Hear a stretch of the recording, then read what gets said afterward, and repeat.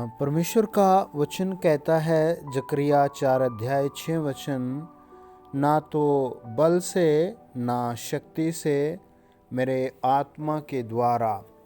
आइए प्रार्थना करें। होली स्पिरिट, हम आपके चरणों में आते हैं और मेरे पिता परमेश्वर, राजाओं के राजा, आप अपने लोगों के बीच में आइए। जो लोग इस चैनल पर कनेक्टेड हैं, मेरा प्रार्थना उन सब के घरों में यीशु मसीह के नाम से बहुत बड़ी बड़ी आशीषें आएँ। चंगाई की आशीष आए, शांति की आशीष आए, भलाई की आशीष आए, नौकरी की आशीष आए। मेरे पिता परमेश्वर, जो काम हमसे नहीं होता वो आप करने वाले प्रभु हैं।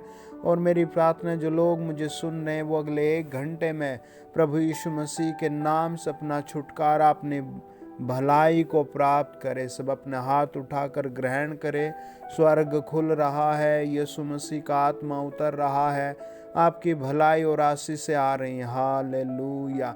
प्यारे दयालु प्रभु यीशु मसीह, हम तेरे हाथों में सौंपते इस वचन के पढ़े जाने पर, सुने जाने पर स्वर्ग से बहुत बड़ी आशीष आए और हीलिंग आए। आँखों में, पेट में कैंसर, ट्यूमर, फोड़े यीशु मसीह के लहू से धोए जाए। मेरे पिता, जो लोग बिस्तरों पर हैं, ओ यीशु मसीह के नाम में आज़ाद किए जाएं। प्रभु के दूत जाएं, छुएं, चंगा करे, चलना फिरना सिखाए। जो बांझ बहने हैं, जिनको बच्चे नहीं है, विशेष प्रार्थना है आज इसी समय होली स्पिरिट उनके गर्भ पर आशीष दे।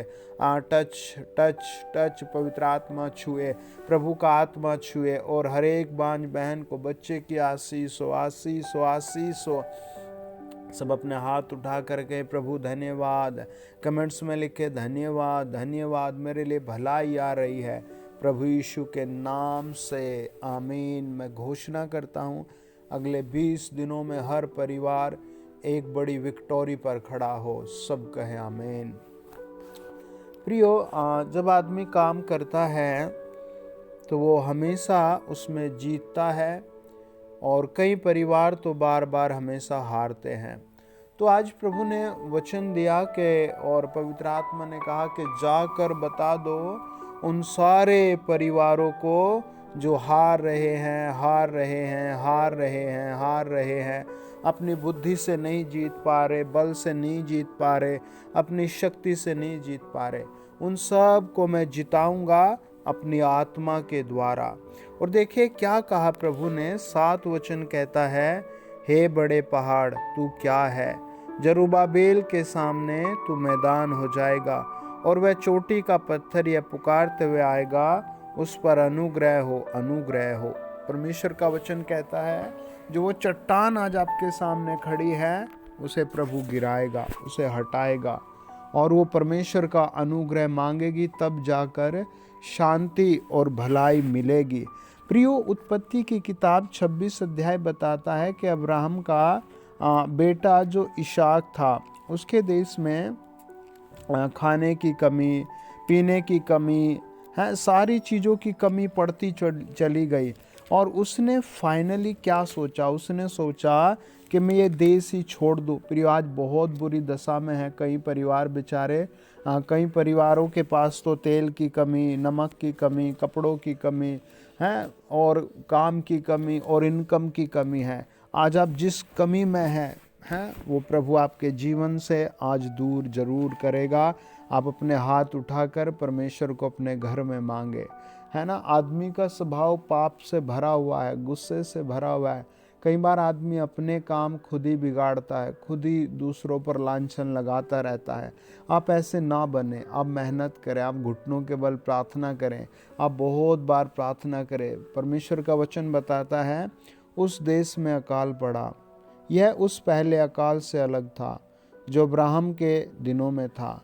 इसलिए इसहाक गरार को फिलिस्तियों के राजा अबीमेलेक के पास गया।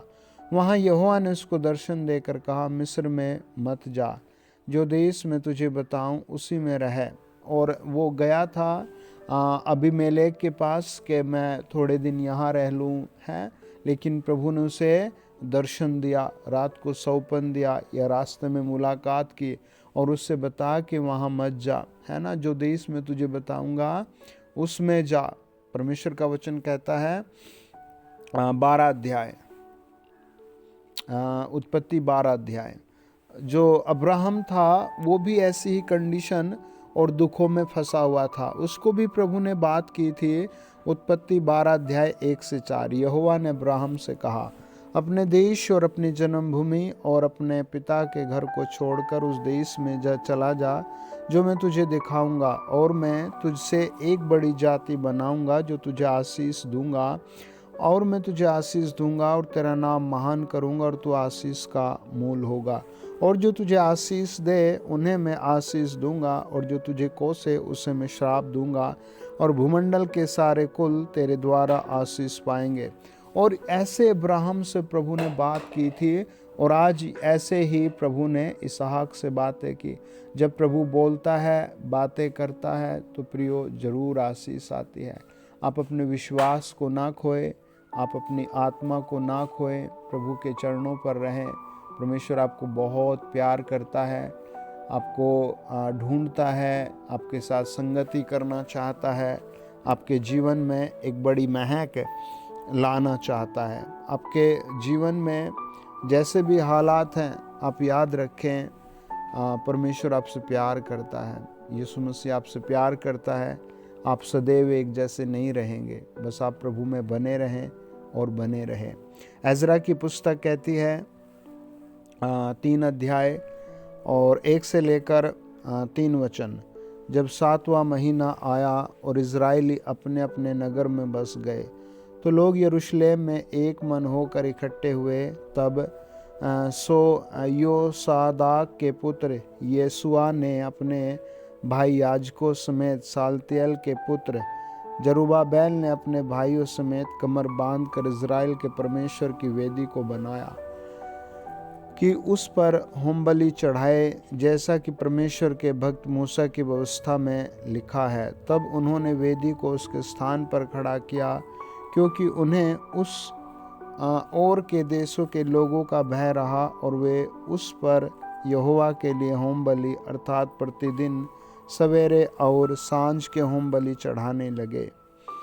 प्रियो, इन्हें बहुत डर था आसपास के लोगों का, देश का, लेकिन फिर भी इन्होंने वेदी बनाई और फिर भी इन्होंने होमबलि चढ़ाए, प्रार्थनाएं की, और परमेश्वर का वचन बताता है प्रभु ने उनकी सुनी और उनको आशीषों में और आशीषों में और आशीषों में जोड़ा।